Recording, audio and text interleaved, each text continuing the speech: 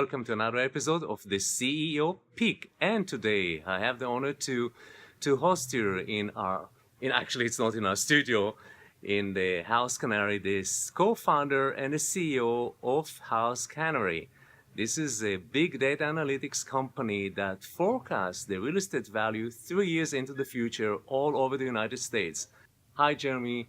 Welcome on board, and so great to have you today. Glad to be here. Thank you. So, was a partner managing director at Boston Consulting Group, was having a great time.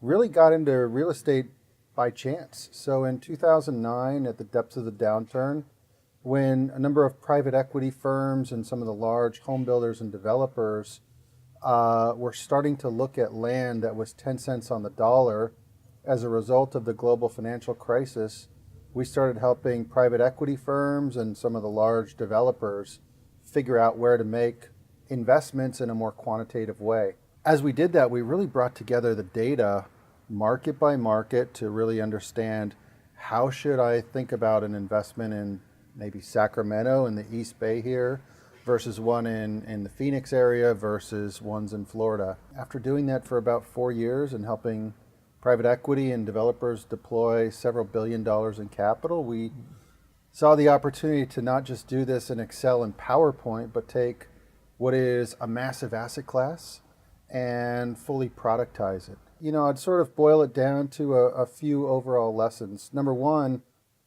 I never really sat there and said, wow, I want to be an entrepreneur. There was this problem that just overtook me, and I really wanted to solve the problem of bringing data together to actually be able to value these properties and understand the forecast. One of the big lessons is, don't go into starting a business just to start a business. Start a business because you're focused on solving a problem, and the business will come from it. Right. The second thing is, this is my first time building and running a business. And so the big thing is there's a lot of learnings to go. But what I've really tried to do is bring amazing people that are much smarter than me in every position. And if you surround yourself with great people and a bit of a vision, then amazing things happen.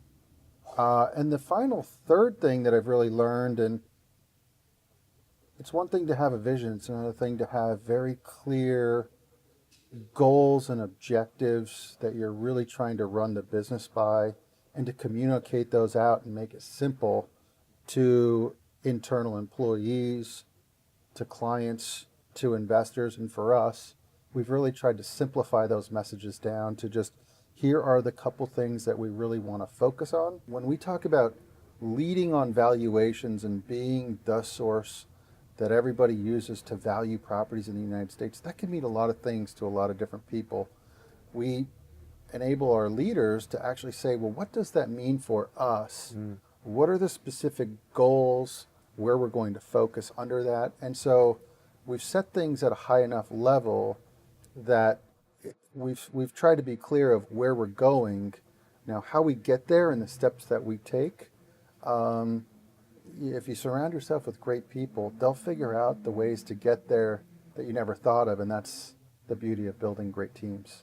What we think about a lot in what we're working on is where to focus people to get the most out of those 5,000 man hours per week in achieving our overall vision of taking information and building the most accurate valuations for the $30 trillion residential real estate market, where you are able to trust the value that we come up with on a property, so much so that you can get a loan on it and go ahead and buy it.